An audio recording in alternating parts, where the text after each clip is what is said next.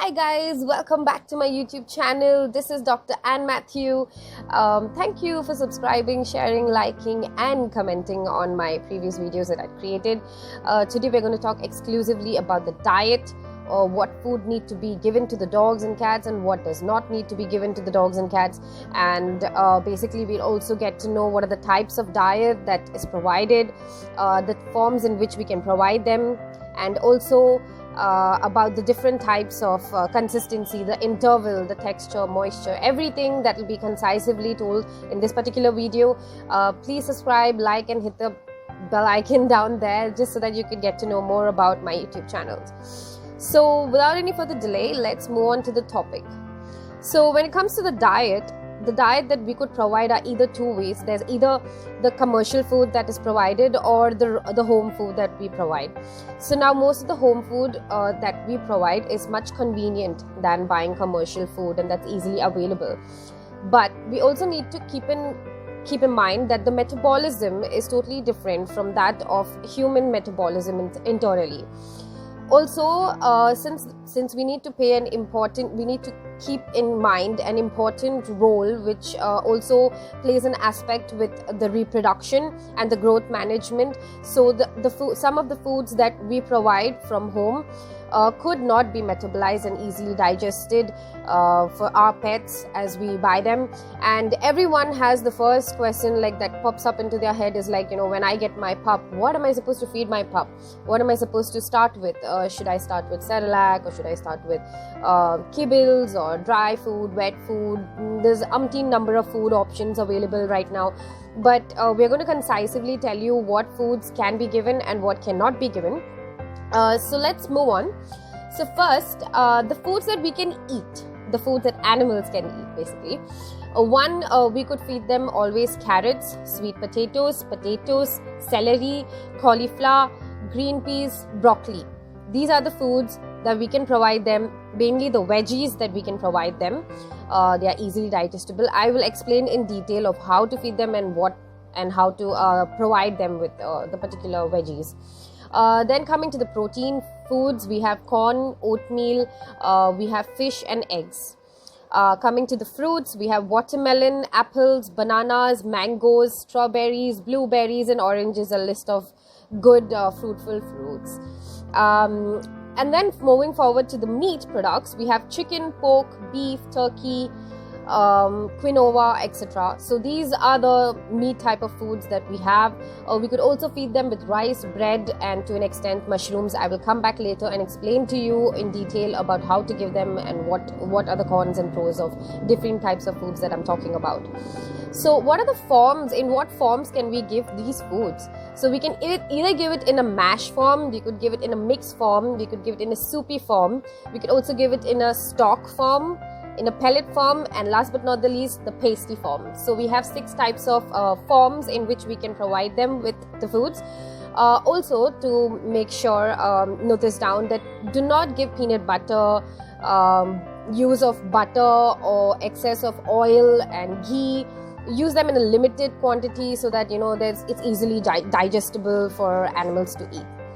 Now moving further, from all the list of vegetables, fruits, meats and the protein diets, the food that I had listed out, I would like to specify few of the foods that how you need to give them. So when it comes to carrot, we can give it raw and cooked. So that is the best part about carrot, and it's rich with lots of minerals and vitamins, good for the eyes. When it comes to eggs, it contains a lot of protein, as I said before, but eggs, you're not supposed to provide eggs to dogs and cats raw. So that will cause a lot of excess of nausea, could cause an indigestion as well. But the best part about eggs is that if your dog is feeling nauseated, providing them with boiled eggs could relieve nausea. That's something new that I learned. Also, if you give raw eggs, could lead to some bacterial infections like salmonellosis and stuff like that. So then coming to the fish, salmon fish is the best, and it contains omega-3 fatty acids. It reduces inflammation, helps the skin breathe really well, so you have a healthy coat there. And also avoid giving salmon fishes raw. So this could be fatal, so make sure that you do not give eggs and fishes raw. Coming to watermelon, you can always provide them with watermelon. Better to remove the seeds just because it might cause a choke, but there's nothing other than that needs to be worried about watermelons. It's highly juicy as well, so there's a lot of fluid that's going in. When it comes to bread, you can give a plain bread, whole grain bread, multi-grain bread, whatever is available, and that is easily available for you to provide. Coming to corn, again, you cannot feed corn raw. You'll have to boil the corn and give. And you have to boil the corn and give. So when it comes to green peas are low in calories, but they have many nutrients. Again, the green peas and whatever veggies you are providing them with, please do not get the preservative-filled canned food. Always give them fresh green peas or fresh food, veggies basically. You could provide them with apples. Apples are high in antioxidants and high in fiber. Exclude the seeds out to avoid cyanide poisoning.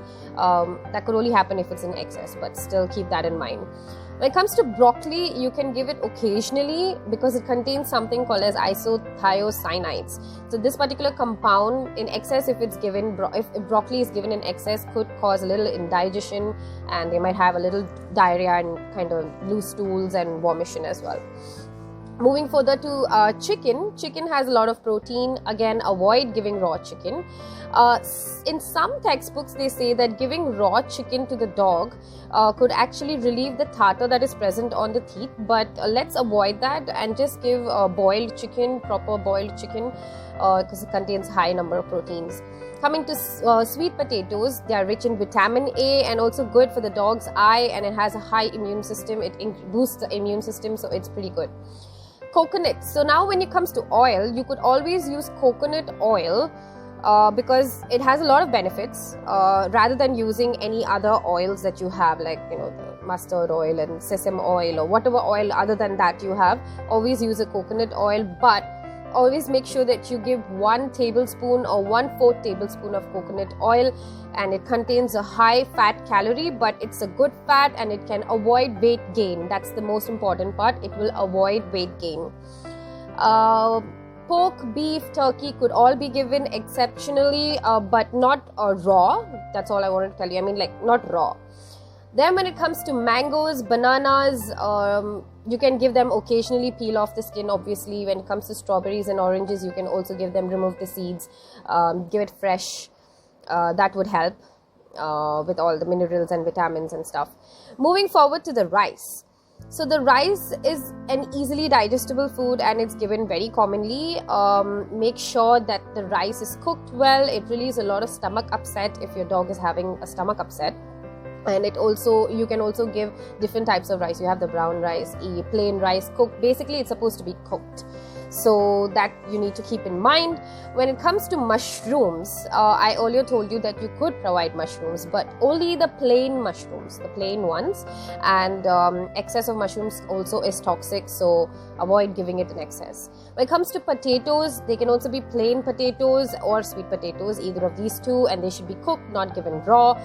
There's a compound that's called solanine, so that is kind of a little toxic if you give potatoes in excess. Then comes in celery. So celery you could add up to give stock diets and contains a lot of vitamins and minerals. So yeah, these are the foods that you can give the dog and provide them. You can also give this to cats. Now coming to the diets that we cannot provide the dog. So basically the foods that we're not supposed to feed the dog. Pay really close attention to this one. You're not allowed to feed them grapes, raisins, as it's very toxic. Salt to a limited extent because it might cause poisoning. Can also cause vomition, diarrhea and seizures. Do not feed them French fries or any kind of potato chips which is having excess amount of salt. Chocolates, please do not give them chocolates. It's one of the major reasons why dogs and cats come to the clinic or the hospital with chocolate poisoning. Basically because it contains a lot of theobromine and also caffeine. Do not give it tea or coffee. And also an interesting thing that I found here is that the dark chocolates are good for humans, right? They're good for the liver and stuff, that's what we say. But when it comes to animals, the dark chocolates are more poisonous than the milk chocolates. So please avoid giving cocoa or any kind of chocolate or caffeine to them. Cheese to a limited extent. You can give them popcorn occasionally you can give them, but it's not a diet that you can provide them with. They might also get choked, so avoid popcorn. If you're giving them once in a while, it's fine. Even ice creams once in a while is fine. Now, if the dog is sick and it's not able to eat anything, like when your dog is affected or a puppy is affected with parvoviral conditions, you could supply them with ice creams, but not too cold. It should be in a watery form, so that they could that would increase their appetizing diet. So it would increase their appetite basically. Almonds, macadamia nuts, no. You can give them in a really limited quantity, but prefer no. That's better. Coming next, onions, garlics should not be given because it contains N-propyl disulfide, which is very toxic. It can also cause anemia to the dog, and it might lead to blood transfusion. So you might always think, like, when you're cooking vegetables or like any soupy kind of diet, and you cut onions, make sure that you do not provide the onions, because that could cause severe anemia to your dog. Avocados, no, because they also contain a toxin called persin, which is Persin, persin. And what happens with this toxin is that when it enters into the system, it enters into the lungs, and accumulation of fluid takes place. The dog does not get oxygen and leads to death. So please do not provide with avocados, and also lemon and yeast dough. Coming to tomatoes, to a limited quantity. So now the foods that we give in limited quantity could be salt, honey, milk, and tomatoes. These are the things that you can give in limited quantities. Mushrooms come to another extent, but these are the foods that we can give into a very, very limited quantity. Tea, coffee, no. It could cause a lot of lung failure, heart rhythmic, depression. There will be a lot of coma and death consecutively with coffee and tea. So please avoid coffee and tea. No alcohol, because it could cause ethanol poisoning and severe heart attacks and coma. So yeah, I mean, these are the foods that you're not supposed to provide the dog and cat with.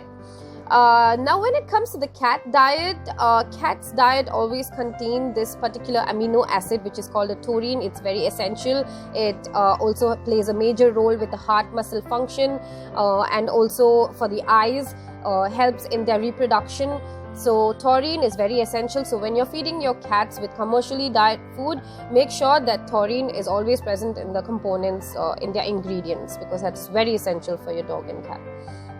Now, feeding routine, feeding them with a routine makes it necessary for a food change easier. But for a dog, the dog has a simple stomach. So when your dog has a simple stomach, what really happens is within 8 to 10 hours after the food gets digested, it's time for them to regain whatever they need to eat and ingest food again, because by then the food has already reached the small intestine, and the signals from the stomach is sent to the brain, saying that stimulating their hunger response. So 8 to 10 hours is their interval of period when the food takes in from the food that enters into the mouth and it reaches to the small intestine for digestion. For large dogs, they say you can provide them with 2 meals. When it comes to puppies, 3 to 4 times in a day per day. So 2 meals per day for large dogs, and adult dogs, and 3 to 4 times of meal per day for puppies. Overfeeding of your dog from childhood, like from the time it's a puppy till its adult stage, could lead to juvenile obesity or normal obesity.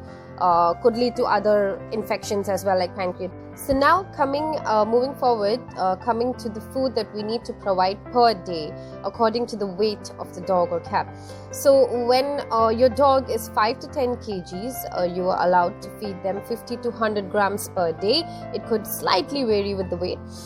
10 to 20 kgs of the dog, 100 to 200 grams per day. 20 to 30 kgs of the dog, 200 to 300 grams per day, and 30 to 40 kgs of a dog could be provided with 300 to max 550 to 600 grams per day.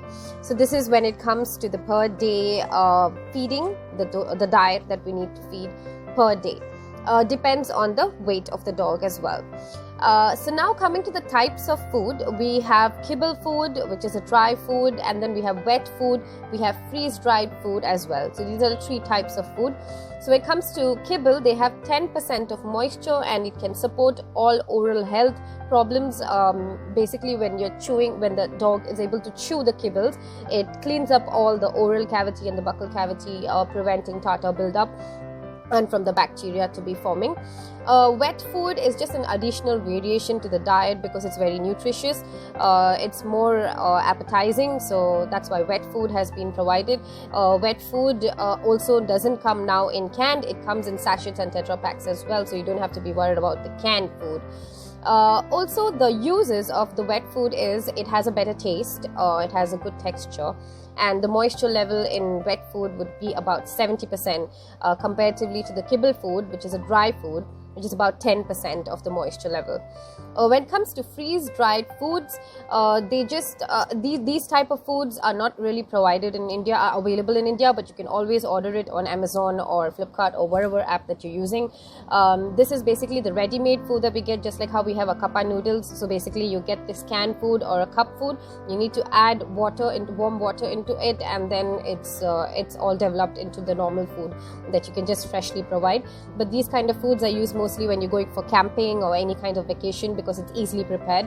Not really recommended as a daily diet, but yes, kibbles would be good to give as a starter, and then you move on further to giving the dog or cat once in a while or once in a week with wet food.